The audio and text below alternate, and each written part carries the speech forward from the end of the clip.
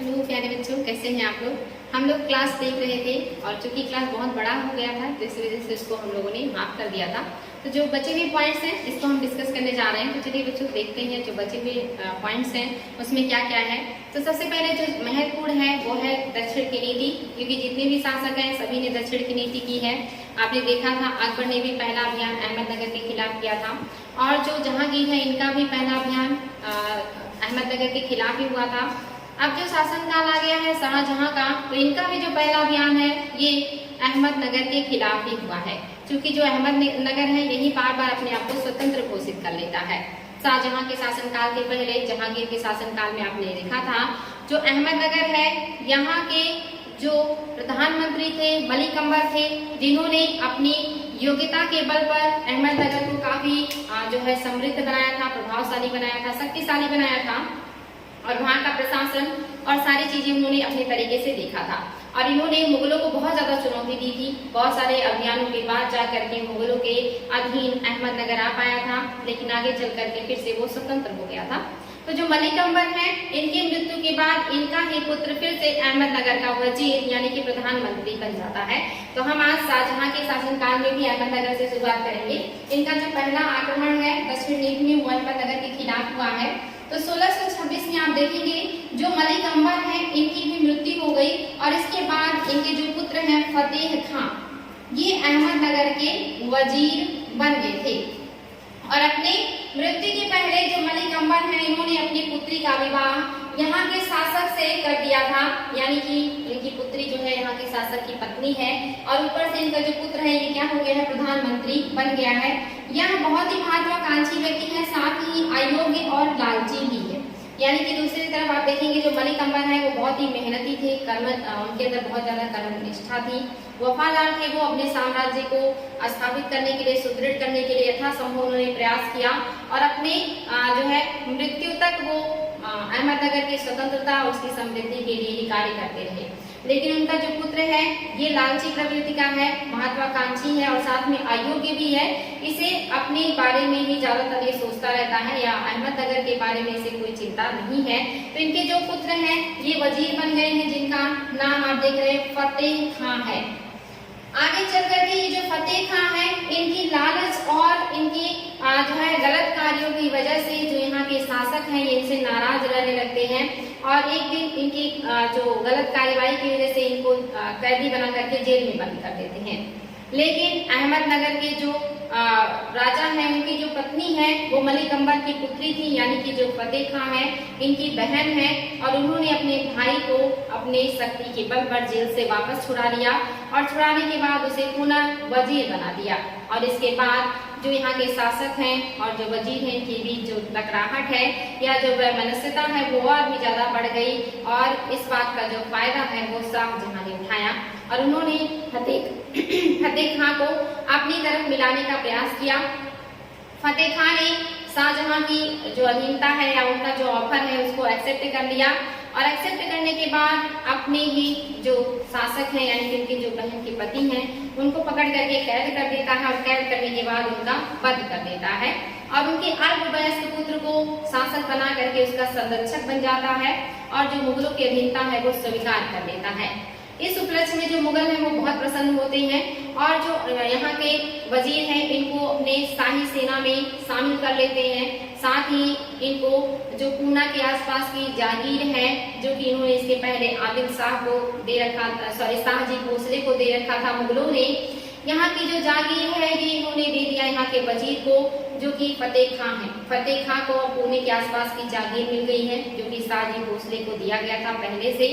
यहाँ पर जो फतेह खां है इनका जो क्षेत्र विस्तार है वो बढ़ गया है और आप देख रहे हैं अहमदनगर के ये संरक्षक के रूप में शासक का कार्य भी कर रहे हैं, क्योंकि जो शासक है वहाँ का वो अल्पवयस्क है इसलिए सारा जो हाथ में इनके प्रशासन आ गया है। ये कार्य कर रहे थे, लेकिन दूसरी तरफ जो शाहजी भोसले हैं वो नाराज हो जाते हैं और मुगलों के जो खेमे से बाहर चले जाते हैं, मुगलों का साथ छोड़ देते हैं, क्योंकि उनसे जो पुणे की जागीर थी वो लेकर के दे दिया गया है फतेह खां को।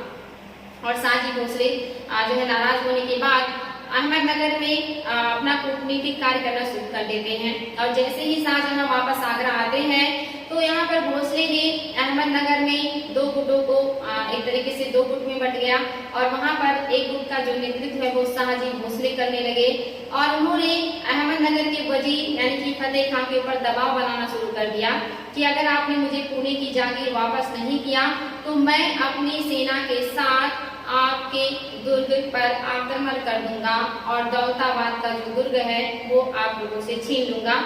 तो यहाँ पर जो फतेह खां है इन्होंने मुगल जो सूबेदार है महावत खां उनसे मदद मांगी और ये मुगलों के लिए एक और भी बढ़िया अवसर था कि जो अहमदनगर उसे पूरी तरह अपने साम्राज्य में मिलाने का।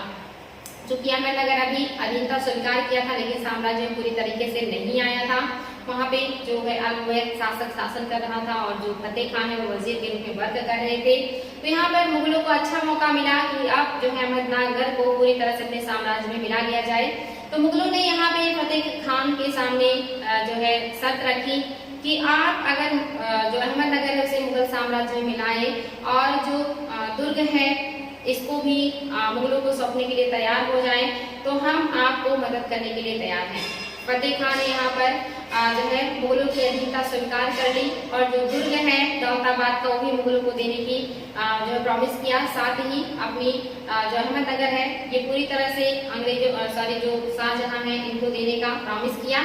इसके बाद जो मुगल है इन्होंने हस्तक्षेप किया और जो बीजापुर के शासक हैं इनको पीछे हटना पड़ा और इस तरह से जो अहमदनगर है ये पूरी तरह से मुगल साम्राज्य में चला गया।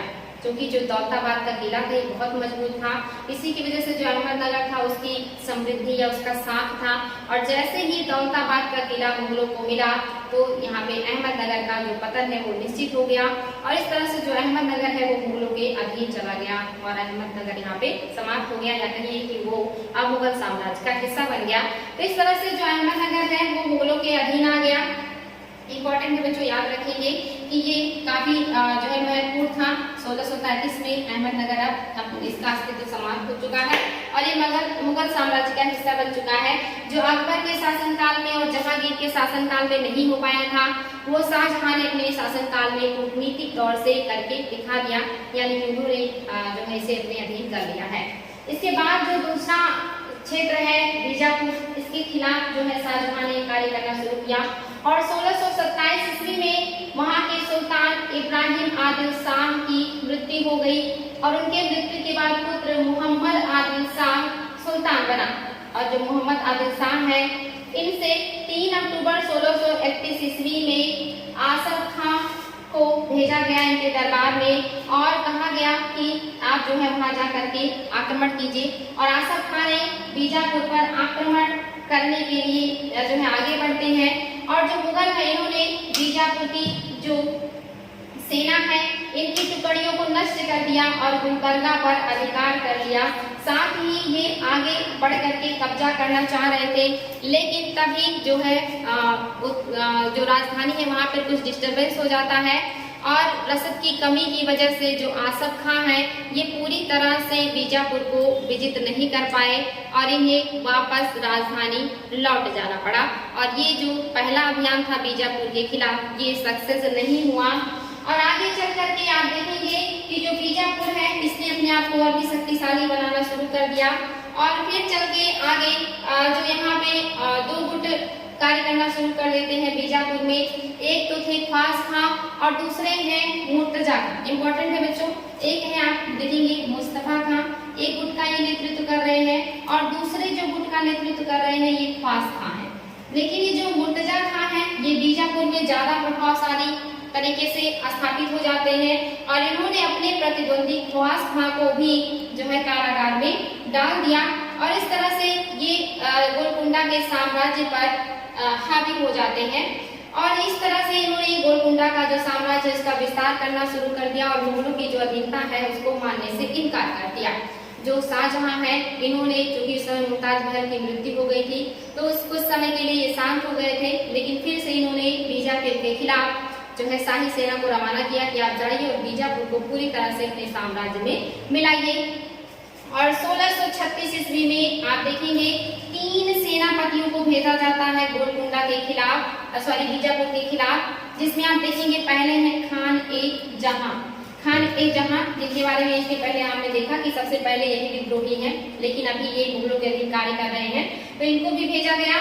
साथ ही दूसरे जो सेनापति हैं खान ए जहां, इसके अलावा एक और भी सेनापति हैं खान ए दौरा, खान ए जहां, खान ए जमा और खान ए दौरा, ये 3 सेनापतियों को संयुक्त रूप से बीजापुर पर आक्रमण करने के लिए भेजा गया और इन तीनों लोगों ने 3 तरह से एक ही साथ बीजापुर पर आक्रमण किया और जो बीजापुर है यहाँ पर उसको आत्मसमर्पण करने के लिए मजबूर होना पड़ा और जो मुगल अधीनता है उसको स्वीकार करना पड़ा। और इस तरह से यहाँ के जो शासक हैं वो बाध्य हो गए, जिनका नाम है मोहम्मद आदिल शाह, ये बाध्य हुए मुगलों की अधीनता स्वीकार करने के लिए और आत्मसमर्पण करने के लिए। इस तरह से जो बीजापुर है इसने अब आत्मसमर्पण कर दिया है और मुगलों की अधीनता भी स्वीकार कर ली है। इनके ऊपर कुछ शर्तें रखी गई। पहला शर्त था कि जो ये है मोहम्मद आदिल शाह, ये शाहजहां के नाम का खुतबा पढ़ेंगे, साथ ही इनके यहाँ जो सिक्के जारी होंगे वो शाहजहां के नाम के होंगे और ये अपना जो अधीनता है उसको बनाए रखेंगे, मुगलों के अधीन रहेंगे और यहाँ से ये जो है मुगलों की तरह से ही या उनके हिसाब से कार्य करेंगे। खुतबा भी पढ़ेंगे तो शहंशाह का नाम होगा और सिक्के भी जारी करेंगे तो शहंशाह के नाम का। दूसरा इनके पर क्या शर्त रखा गया कि हर्जाने के रूप में जो युद्ध में मुगलों को क्षति हुई है उसका हर्जाना भी आप देंगे और हर्जाने के तौर पर इन्हें 20 लाख रुपए देने पड़े। बीजापुर को 20 लाख रुपए मुगलों को देना पड़ा। साथ ही इन्होंने वादा किया मुगलों से कि मुगलों के विरुद्ध शाहजी भोसले की सहायता नहीं करेंगे। अगर मुगल शाहजी के ऊपर आक्रमण करते हैं तो ये शाहजी की सहायता नहीं करेंगे मुगलों के खिलाफ, बल्कि जो है साइलेंट रहेंगे या जो है मुगलों की तरफ से रहेंगे और इन्होंने इस बात का वचन दिया। इसके अलावा जो आदिल को क्या किया गया है, बीजापुर का क्षेत्र दे दिया गया। जो आदिल शाह है इनको कहा गया कि आप पूरे बीजापुर पर अधिकार करके शासन करिए, स्वतंत्र रूप से शासन करिए, हमें कोई दिक्कत नहीं है। इसके अलावा जो अहमदनगर के बहुत सारे विजित क्षेत्र थे जो मुगलों ने विजित किया था उसको भी जो है दे दिया गया है आदिल शाह को, यानी कि आदिल शाह को 2 फायदा हुआ। एक तो इन्हें अपना बीजापुर मिल गया पूरी तरह से, दूसरा इन्हें कुछ क्षेत्र अहमदनगर का भी मुगलों के द्वारा प्रदान किया गया जो कि मुगलों ने अहमदनगर से छीना था। और ये जो संधि है ये स्थापित हो गई और ये संधि अगले 20 वर्षों तक प्रभावी रही, यानी कि ये जो संधि, ये जो शर्तें बीजापुर से जो है मुगलों ने की है या बीजापुर पे लगाई है, ये शर्तें आगे के 20 वर्षों तक लागू रहे या आगे के 20 वर्षों तक जो बीजापुर है इसने मुगलों के खिलाफ कोई कार्यवाही नहीं किया। और इस तरह से अहमदनगर और अहमदनगर के बाद जो बीजापुर है इन्होंने मुगलों की अधीनता स्वीकार कर ली और मुगलों के अधीन आ गए हैं। तीसरा जो महत्वपूर्ण है ये है गोलकुंडा। गोलकुंडा ये भी इम्पोर्टेंट है। 1626 ईस्वी में सुल्तान कुतुब शाह की मृत्यु के बाद उनका पुत्र अब्दुल्ला शाह गद्दी पर बैठा और जो अब्दुल्ला शाह है इन्हीं के शासनकाल में 1631 ईस्वी में शाहजहां ने अली बेग को अपना दूत बना करके इनके दरबार में भेजा। शाहजहां ने अली बेग को भेजा कि आप जाएं और हमारी कुछ शर्तें जो है वहाँ के शासक जो है जिनका नाम है अब्दुल्ला शाह के सामने रखे। और यहाँ पर जो शर्तें थी वहाँ पर उनसे बहुत सारा पैसा और साथ ही हीरो का डिमांड किया गया था कि आप हमें बहुत सारा पैसा देंगे और साथ में हीरे भी देंगे, क्योंकि जो ये गोलकुंडा है यहाँ पर हीरे का उत्पादन उस समय हुआ करता था।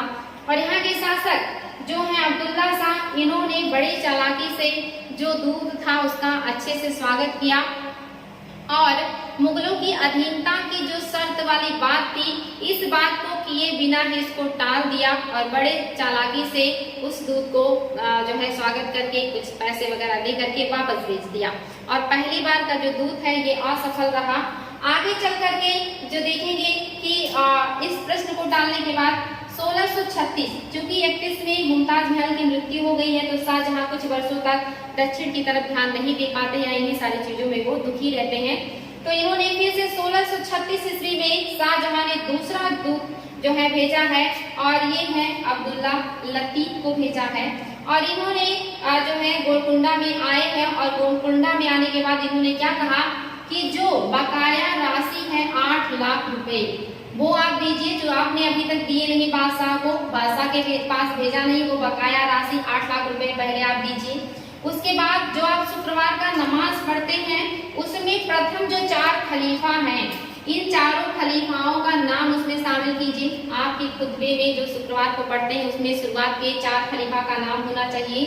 इसके अलावा इन्होंने कहा कि खुतबे में मुगल बादशाह यानी कि नमाज में 4 खलीफाओं का नाम हो और खुतबे में मुगल बादशाह यानी कि शाहजहां का नाम पढ़ा जाना चाहिए। तो इन्होंने ये शर्तें रखी, पहला कि 8 लाख रुपए आप दीजिए जो बकाया है। दूसरा, अगर आप नमाज पढ़ते हैं शुक्रवार को तो उसमें जो शुरुआत के 4 खलीफा हैं उनका नाम आप उसमें अंकित करेंगे या उल्लेख करेंगे। तीसरा, जो आप खुतबा पढ़ते हैं उसमें शहंशाह शाहजहां का नाम शामिल होना चाहिए। और इस बात की स्वीकृति करवाने के लिए या यहाँ के शासक के ऊपर दबाव डालने के लिए जो शाहजहां है उन्होंने शाही सेना को गोलकुंडा के सरहद पर भेज दिया और शाही सेना गोलकुंडा की सीमा पर पहुंच गई। इस बात से जो यहाँ के शासक हैं आदिल शाह ये क्या हो जाते हैं, घबरा जाते हैं और घबरा करके मुगलों की अधीनता स्वीकार कर लेते हैं और आत्मसमर्पण कर देते हैं और जितनी भी शर्तें उसे मानने के लिए तैयार हो जाते हैं। और इसके बाद से यहाँ पर आप देखेंगे सुल्तान ने संधि करने के लिए तैयार हुए और खुतबे में इन्होंने फारस के शाह का नाम हटा दिया। पहले ये खुतबे में फारस के शाह का नाम पढ़ा करते थे, लेकिन अब फारस के शाह का नाम हटा करके शाहजहां का नाम इन्होंने अपने खुतबे में शामिल किया। साथ ही अब्दुल्ला शाह को प्रतिवर्ष 6 लाख रुपए उपहार के रूप में या कर के रूप में या भेंट के रूप में शहंशाह के पास भेजना था, यानी कि प्रतिवर्ष वो 6 लाख रुपए उपहार के तौर पे शहंशाह शाहजहां के दरबार में भेजेंगे। इसके अलावा 32 लाख रुपए का जो भेंट है इसको बकाया राशि के रूप में जो अभी तक इनके पास है, यानी कि ये जो है बकाया है जो इन्हें देना था मुगल साम्राज्य में, इन्होंने वो नहीं दिया था। तो इनको कहा गया जो 32 लाख का बकाया राशि है उसको भी किस्तों में धीरे धीरे करके आप मुगल साम्राज्य को चुकता कीजिए और 6 लाख का जो अतिरिक्त भेंट है ये भी हर साल आप हमें पहुंचाइए। शहंशाह का नाम खुतबे में पढ़िए, खलीफाओं का नाम आपके नमाज में होना चाहिए। ये सारी चीजें जो शर्तें हैं ये सब लागू करने के बाद जो मुगल साम्राज्य है उन्होंने गोलकुंडा को अपने साम्राज्य में मिला लिया और इस तरह शाहजहां के शासनकाल में अहमदनगर, बीजापुर और गोलकुंडा पूरी तरह से शामिल हो गए। जो शाहजहां का एक बड़ी एक तरीके से कहिए जीत था या सफलता थी जो अभी तक के शासक नहीं कर पाए थे, वो शाहजहां ने कर दिखाया और इन तीनों साम्राज्य को मुगल साम्राज्य में शामिल कर दिया था। इसके अलावा कुछ और भी पॉइंट्स है बच्चों, देख लेते हैं कि शाहजहां ने और क्या किया है। तो इसमें आप देखेंगे कि शाहजहां ने कुछ और भी सैनिक अभियान किए हैं, यानी कि तो शाहजहां के बड़े सैनिक अभियान थे जिनको आपने देखा, लेकिन इसके अलावा शाहजहां ने कुछ अन्य छोटे छोटे अभियान भी किए हैं जो क्षेत्रीय राज्य थे, जो क्षेत्रीय शक्तियां थी जो अब तक के सुल्तानों की अधीनता स्वीकार नहीं की थी और अपने आप को स्वतंत्र रखी थी, ऐसे शक्तियों को भी जो शाहजहां है इन्होंने अपने अधीन लाने का कार्य किया है। जिसमें से आप देखेंगे कि शाहजहां का जो अभियान है इसमें जो पहला अभियान है ये छोटा तिब्बत या छोटे तिब्बत के खिलाफ था। शाहजहां के समय वहां का जो शासक है ये अब्दाल था। इस पर अधिकार करने का प्रयास जहांगीर ने भी किया था, लेकिन वो इसे विजित करने में सफल नहीं हुए थे या असफल रहे, तो ये क्षेत्र जहांगीर अपने साम्राज्य में नहीं मिला पाए। लेकिन शाहजहां ने यहाँ पर प्रयास किया इसको जीतने का और शाहजहां ने 1634 ईस्वी में जफर खां के नेतृत्व में एक विशाल सेना भेजी और यहाँ के जो शासक हैं इन्होंने आत्मसमर्पण कर दिया और मुगलों की अधीनता स्वीकार कर ली। तो शाहजहां के शासनकाल में देखेंगे बच्चों की जो छोटा तिब्बत है ये शाहजहां के साम्राज्य में शामिल हो गया है। साथ ही असम, जो असम का क्षेत्र है ये भी बहुत स्वतंत्र विचारधारा के लोग हैं। असम भी आसानी से किसी की अधीनता स्वीकार नहीं करता है और अभी तक इस क्षेत्र पर किसी भी मुगल साम्राज्य ने हमला नहीं किया था या इसे मुगल साम्राज्य में मिलाने का प्रयास अभी तक किसी मुगल शहंशाह ने नहीं किया था। ये काम जो है शाहजहां ने करना शुरू किया और यहाँ पर कई वर्षों के संघर्ष के बाद जो असम है और जो मुगल साम्राज्य इन दोनों के बीच समझौता हो गया और व्यापारिक व कूटनीतिक संबंध स्थापित हो गए। यानी कि पूरी तरह से असम को अपने साम्राज्य में नहीं मिला पाए, लेकिन व्यापारिक और कूटनीतिक संबंध स्थापित करने में ये जो है कामयाब हुए या ये समझौता दोनों साम्राज्य के बीच में हो गया था। यानी कि असम पूरी तरह से जो है मुगल साम्राज्य के अधीन नहीं आया और न ही उसने अधीनता स्वीकार किया है। असम अभी व्यापार को स्वतंत्र ही रखा। इसके अलावा एक और क्षेत्र है उज्जैनिया।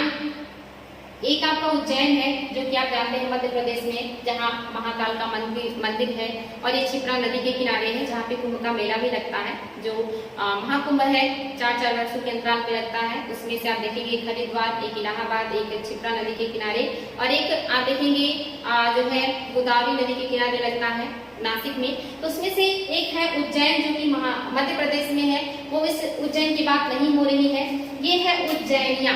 और ये जो उज्जैनिया है ये बिहार के बक्सर के क्षेत्र में पड़ता है, बक्सर के पास पड़ता है।